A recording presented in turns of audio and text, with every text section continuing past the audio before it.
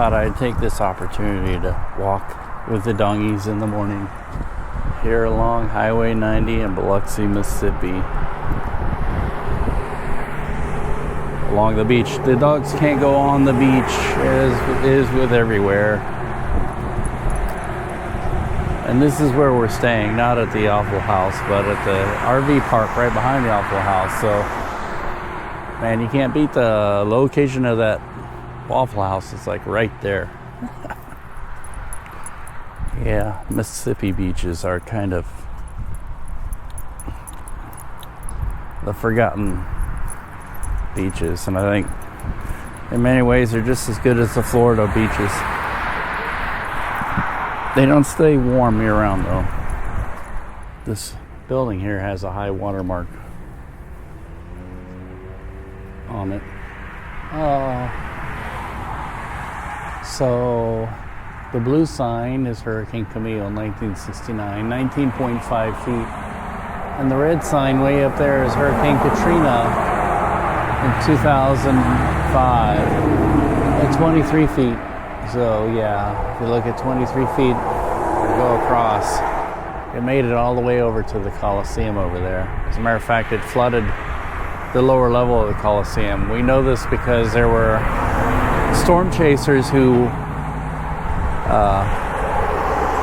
stayed in the Coliseum and got evidence of it on their video, and it's all on YouTube if you want to look. This is a nice thing. Get a good view of the beach here. I can see golf board all the way over there.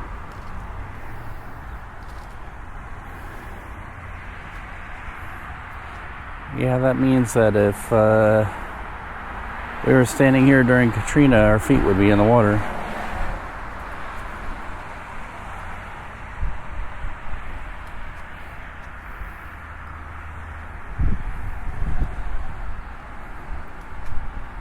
Yep, beautiful. Yep, I didn't see a sign that said no dogs, so we walked to the end of the pier. Most beaches do not allow dogs unless they specifically are earmarked as a dog beach, so that's too bad to walk. This is a public pier. It's called the Coliseum Pier. It's the Gulf Coast Coliseum over there. And we used to fish off these when I was a kid, when we lived down here in the 70s. And for reference, over that way is Beauvoir, Jefferson Davis's home after the Civil War, where I guess he lived and retired.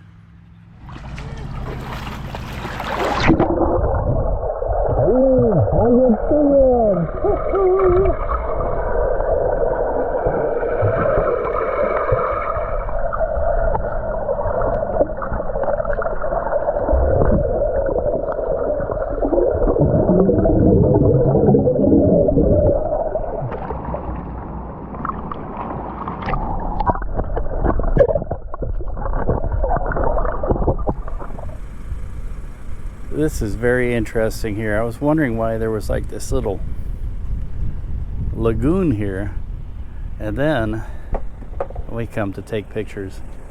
Then I looked on the map, and it says Broadwater Beach Marina Lighthouse or light station. So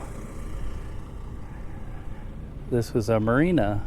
There's still a boat in the middle of it, but it's no longer a marina, and I think the hurricanes did it in, maybe, or I don't know, but it's just sitting here abandoned. I see lots of tents and people camping, boondocking. There's even an RV over there. So we're here gonna get a picture and then get out of here because it doesn't look very savory. Of all the things, we're gonna take pictures here. It's very interesting. Lots of cars backed in. People look like they're strung out. I don't have good stabilization in this lens, but It's a nice zoom lens. We weren't in a hurry. I should get the tripod, but this is working somewhat. There's the light station when I've adjusted. Somebody's boondocked.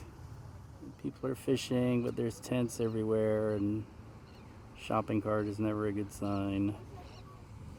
I don't know, some people are treating it like a park, but I think some people are treating it like a homeless camp, so they're still over there taking pictures. We ate here in 2007, and so we decided to pay the place a visit.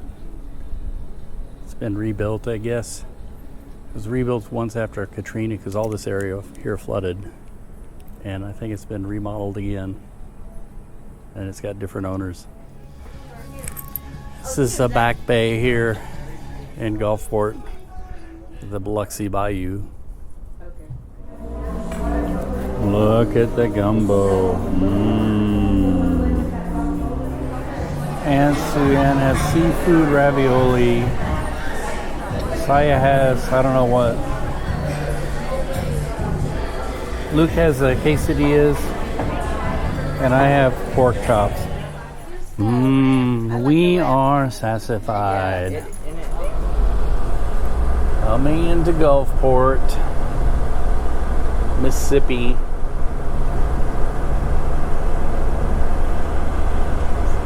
This is downtown Gulfport. There's the big marina and intermodal shipping and everything over here on the left. You can see the big cranes for intermodal shipping and all the boats for the marinas. Huh? Aquarium over there. Aquarium, yeah.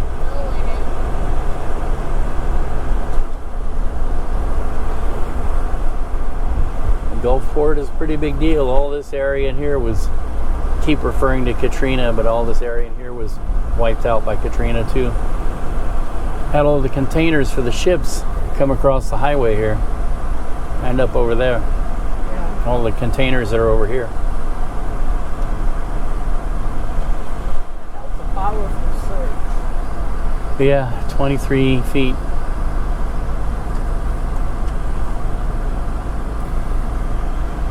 Biggest they could remember in a long time. What was that shipwreck that was old one?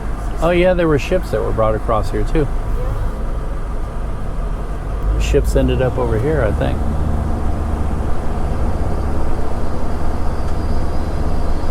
And they haven't rebuilt at all. What's that sound out of? The downtown is more that way. That's the main street we just crossed.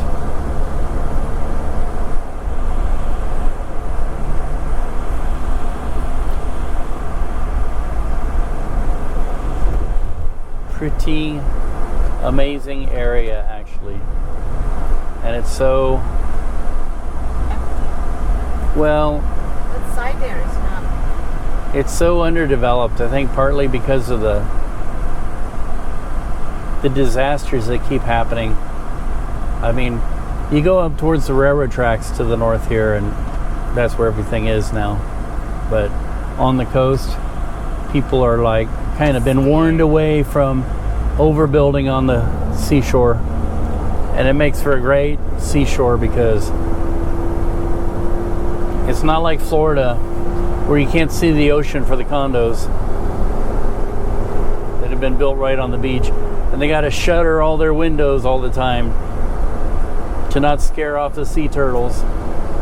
But here it's like it's all very natural and open.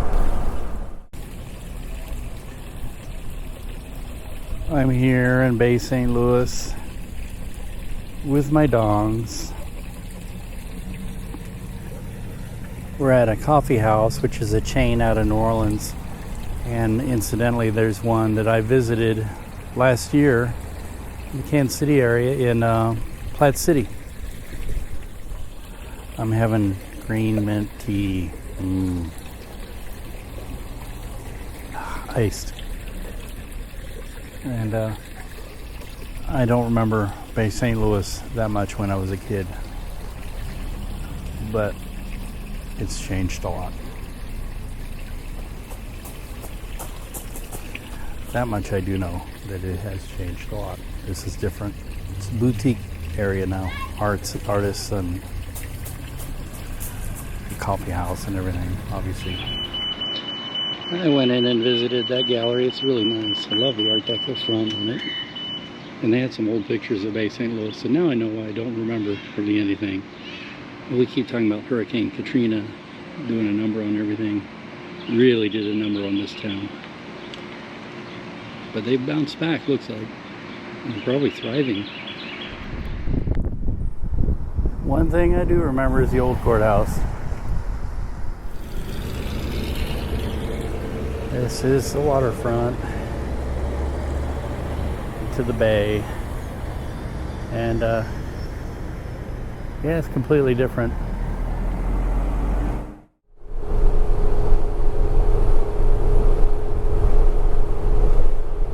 We're in Louisiana. Woo!